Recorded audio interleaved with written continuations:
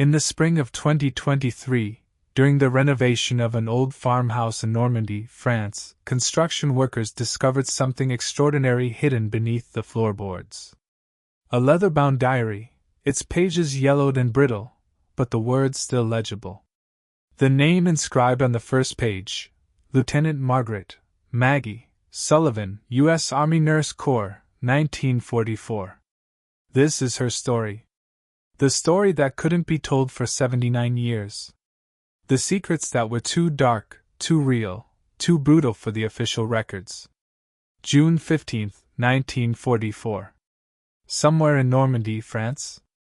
Today marks 9 days since D-Day. 9 days since the world changed forever. I can still hear the planes overhead as we crossed the channel. Now I stand in what used to be a barn. This is our hospital. Field Hospital 128. The smell is what hits you first.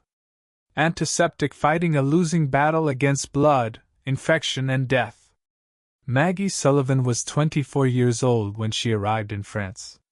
Fresh from training at Fort Bragg, she thought she understood what war meant. She was wrong. The field hospitals of World War II were nothing like the ones portrayed in newspapers back home. There were no clean white sheets, no orderly rows of beds with nurses in crisp uniforms smiling for the camera. The reality was mud, chaos, and an endless stream of broken bodies. We've been told not to write about what we really see here. The censors would black it out anyway. But I need to remember. Someone needs to remember what we're doing here, in the mud and the blood, far from the glory everyone talks about. What Maggie didn't know yet was that the secrets she would uncover would go far beyond the horrors of war surgery. June 23, 1944. His name was Private James Morrison. 19 years old. Shrapnel wounds to the abdomen and chest. When Dr. Hendrick examined him, he pulled me aside. "Nurse Sullivan," he said quietly, "this soldier's wounds, they're not from enemy fire." I didn't understand at first. Then I saw it. The powder burns. The angle of entry. Morrison had been shot by one of his own men. This was Maggie's introduction to one of the war's darkest secrets, fragging. The practice of soldiers killing their own officers or fellow soldiers. It happened more than anyone wanted to admit. Sometimes out of rage, sometimes out of mercy, sometimes out of pure battlefield madness. Dr. Hendrick made me swear never to speak of it. "Official records will show enemy fire," he said. "The family doesn't need to know. No one needs to know." I helped him rewrite the report. I became complicit in the lie. It wouldn't be the last time. But friendly fire incidents were only the beginning. As the weeks wore on, Maggie began to notice patterns. Soldiers arriving with identical wounds from different units. Injuries that didn't match the stories in their records. And then there were the soldiers who simply disappeared from the hospital records altogether. July 2nd. A colonel arrived today, unannounced. He spent 2 hours in the records tent.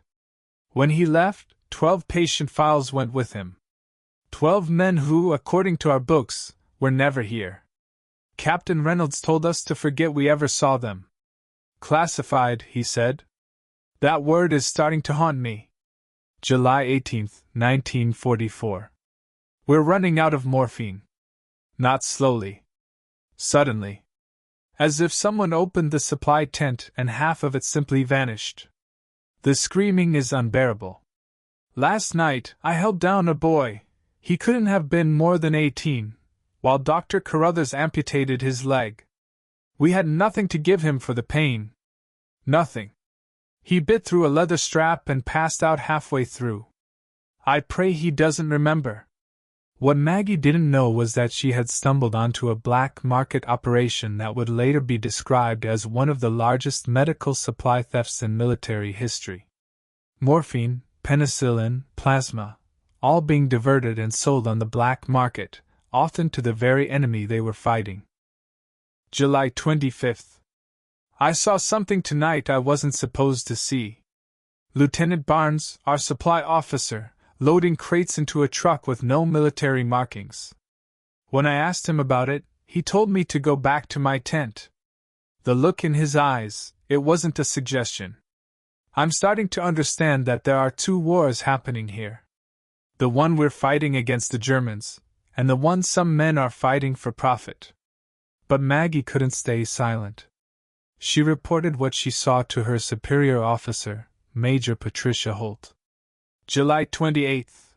Major Holt called me into her office today. She didn't deny what I saw. Instead, she said something that chilled me to the bone. Nurse Sullivan, in war, we all make compromises. Some people compromise their morals for survival. Others compromise their morals for opportunity. The question is, which side are you on? I didn't know how to answer. I still don't.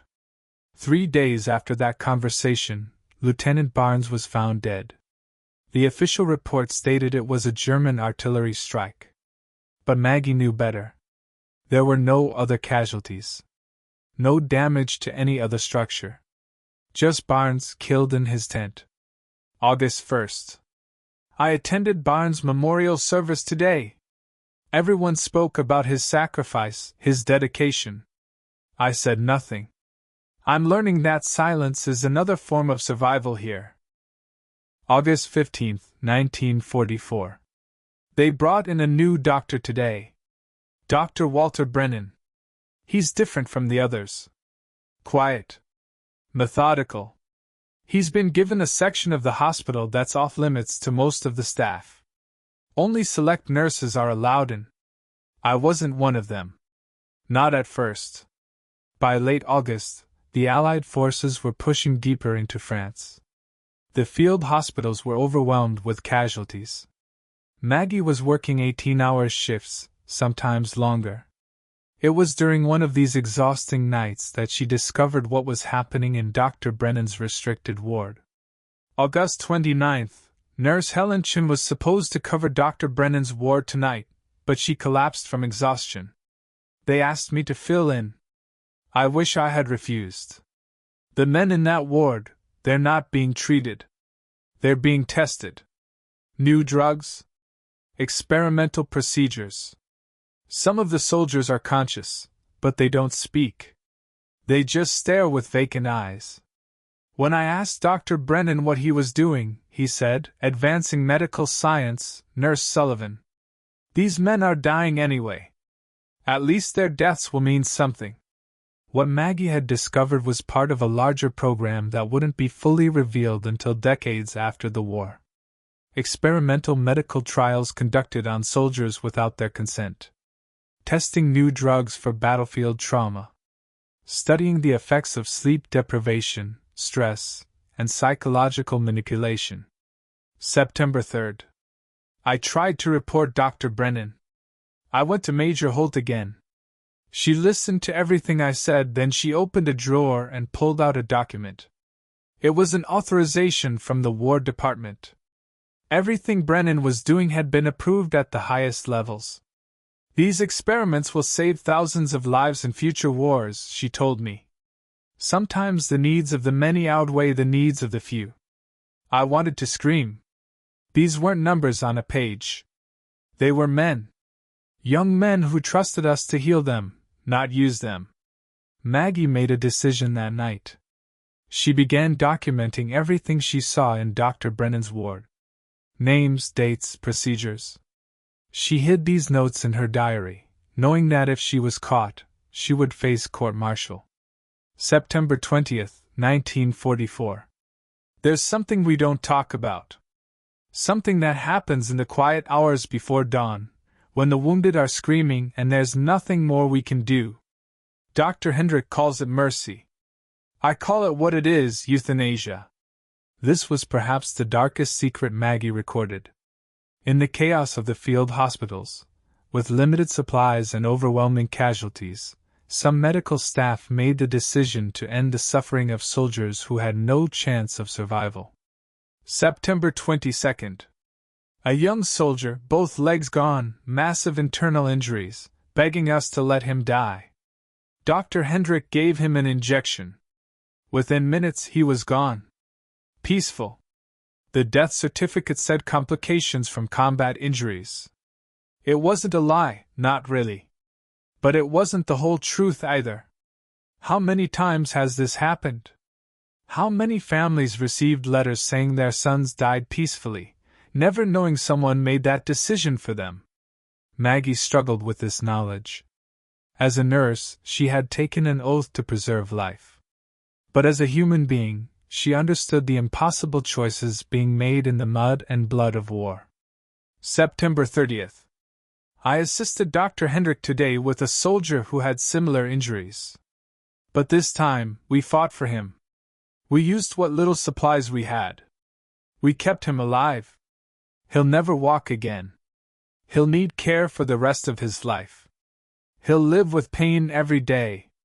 As I watched him being loaded onto the evacuation transport, conscious and terrified, I wondered, did we do the right thing? Dr. Hendrick won't look at me anymore. I think he knows I'm questioning everything. I think he's questioning everything too. The moral weight of these decisions would haunt the medical staff long after the war ended. Many would never speak of it. Some would take their own lives, unable to reconcile what they had done in the name of mercy. October 15, 1944. The war continues to push forward. We're moving east, following the front. Today, we packed up Field Hospital 128. I'm leaving this barn that has been my home, my hell, my transformation. I'm not the sane person who arrived here 4 months ago. That naive young nurse who believed in clear moral lines died somewhere between the first surgery and the 100th lie. Maggie Sullivan survived the war. She returned to the United States in 1945, her diary hidden among her personal effects. She never spoke publicly about what she witnessed. According to military records, she received an honorable discharge and the Bronze Star for meritorious service. October 20th, 1944. Final entry. I'm burying this diary tonight, under the floorboards of an abandoned farmhouse where we've stopped for the night. I can't keep these secrets anymore, but I can't destroy them either. Someone, someday, needs to know the truth about what happened here. Not the sanitized version for the history books. The real truth. The ugly truth. War isn't just soldiers fighting battles. It's impossible choices, moral compromises, and secrets buried in mud and blood. If you're reading this, know that we did our best. We saved lives. We also made mistakes. We're not heroes or villains. We were just people trying to survive in circumstances no one should ever face. Remember us for what we truly were, human. Margaret Sullivan died in 1998, at the age of 78. She never married, never had children. According to her obituary, she worked as a nurse in a veterans' hospital for 30 years after the war. Those who knew her described her as quiet, dedicated, and haunted by something she could never quite name. The diary remained hidden for 79 years, a time capsule of secrets that the official history books never recorded. Now, finally, Maggie Sullivan's voice can be heard. Her truth can be told. This is the legacy of the field hospital nurses of World War II. Not just the courage and sacrifice we celebrate, but the moral complexity we often choose to forget. The Lost Diary of Margaret Sullivan. A reminder that in war, truth is often the first casualty.